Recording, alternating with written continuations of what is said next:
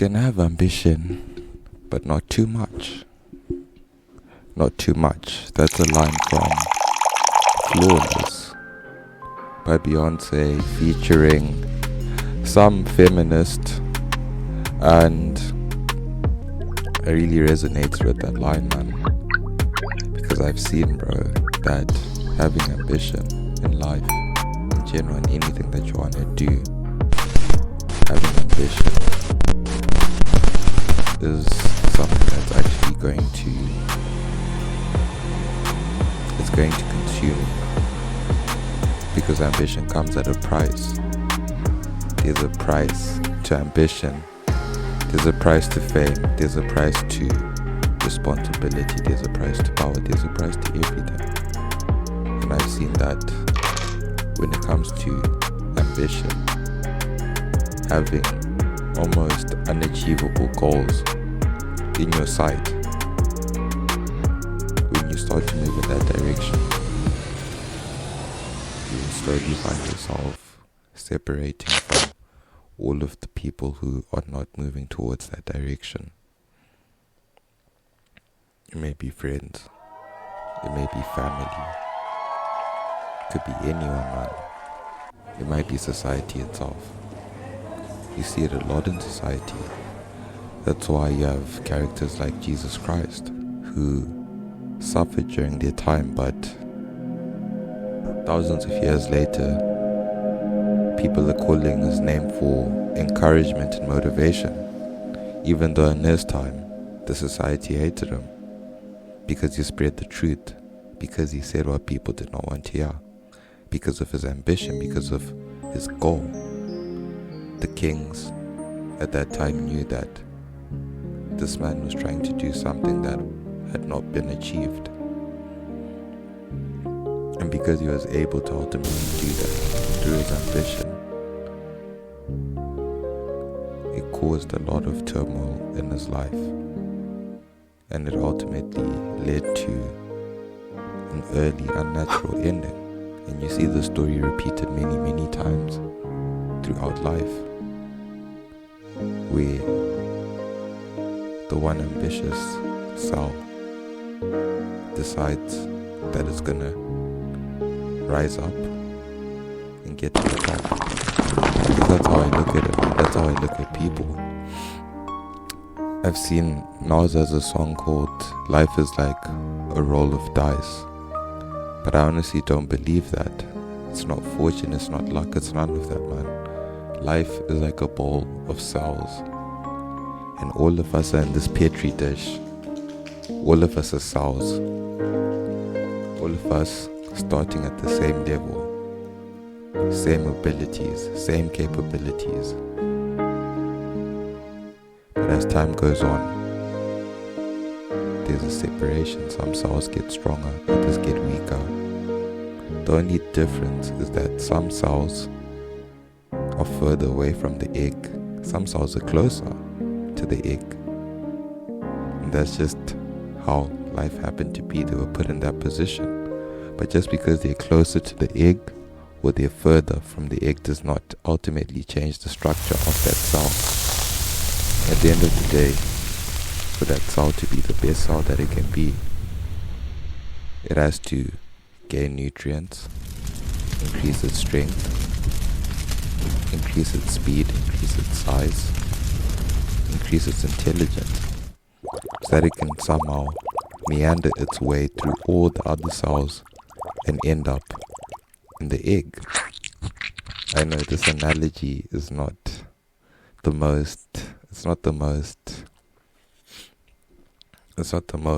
ethical analogy, because you guys, I'm sure you know what I'm talking about. I don't really have to say it, but you get the point, is that for that cell to get to the egg, it has to meander through all of these other cells. And to make it through there, for it to make it through all of those cells, it has to have ambition. Because when you look at it from where it was placed, it's almost impossible for it to get there. The people up ahead know this. The cell knows it itself. But because of ambition, it's willing to take that risk. It's willing to pay the price.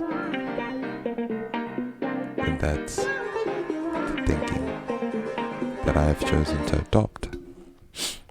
I'll not say it's easy. It's actually quite difficult, because you slowly see people weaning away from your life, man.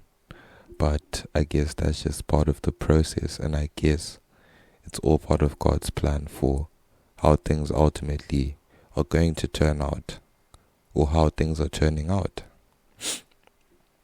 Because at the end of the day, man, it's all about fulfilling God's prophecy. For God so loved the world, he gave his only begotten Son, that whosoever believeth in him should not perish but have everlasting life. For God sent not his Son into the world to condemn the world, so that the world through him might be saved. He that believeth on him is not condemned, but he that believeth not is condemned already, because he has not believed in the name of the only begotten Son of God. See God's plan, God's purpose, the reason why you're here, your existence, to be the best version of yourself. Because at the end of the day, we are all selves on this petri dish called planet Earth, and we've all been given the ability, regardless of where we were born. Some were just born further from the egg, some were born closer to the egg. You cannot ridicule them, you cannot hate them because they were born closer, and you cannot despise them because they were born closer. At the same time, you cannot shame those that were born further away, because at the end of the day, you guys are all the same thing, all the same structure, all the same being in the beginning. But as time goes on, that's when the real story starts, and it starts to be molded, and you start to see who is actually who. You start to see that guy, that cell that was furthest away from the egg is actually stronger than the cell that's closest to the egg. And it might be because it's further away, it has to get bigger and has to get stronger because it has a tougher challenge ahead of it. And if that cell happens to catch up to one of those near the egg, guess who's going to win? 9 out of 10 times, it's the one that's gotten bigger, stronger, faster, smarter. And that's just the way that life is on this petri dish we call planet Earth. And it's an amazing thing, it's a very positive thing, because without it, this is God's plan, this is his prophecy, this is what he wanted. This is what he wanted. He wanted all of us to compete and be the best versions of ourselves. And as long as we keep doing that, there's just going to be more and more and more people. And the competition is just going to get more and more and more and more harder. And that's exactly what he wants. He wants us to outcompete each other, to find new levels, to break limits, to go beyond places that you've ever been. And the only way you can be spurred to do that is by other cells in the petri dish. On your own, you might think that you've run far enough, but once you see that another cell has run 2 or 3 times as much as you, you're going to realize that, oh shit, I actually need to run some more so that I can compete with the cell that is running 3 times as much as I am. And just like that, after some time you end up becoming a cell that can run 3 times as fast, and the process happens again. You might just see now there's someone who's running 6 times as fast, and it just keeps going and going and going. And that's the beauty of it, is that there is no peak, there is no final destination, there is no mountaintop. It's just constant movement. And because there's constant movement, there's always action. And you have to love it like that, man, because there's always action, there's always something to do, there's always a way that you can improve. It's not like you get to a plateau and you finally get to relax and chill and bask in the presence of what you've achieved or what you've accomplished till that point. It's not like that, man, because even at that point that you're at, there are souls there. Few, very few, but they are there. And some souls, ambition is their default. So no matter where they end up, they're always just gonna want more. And what really made that point stick out to me is I heard Jordan Peterson talking about Cristiano Ronaldo, and I'm like, this man has already achieved so much. He's one of the greatest football players of all time. He's broken countless scoring records. He's done so much with his career. He has so many amazing businesses. He's built himself a nice family. But still, even he, at his level, is still finding obstacles that are preventing him from achieving what he ultimately wants to achieve. And that is because of his ambition. To be honest, he's allowed to just be like, hey man, I'm done.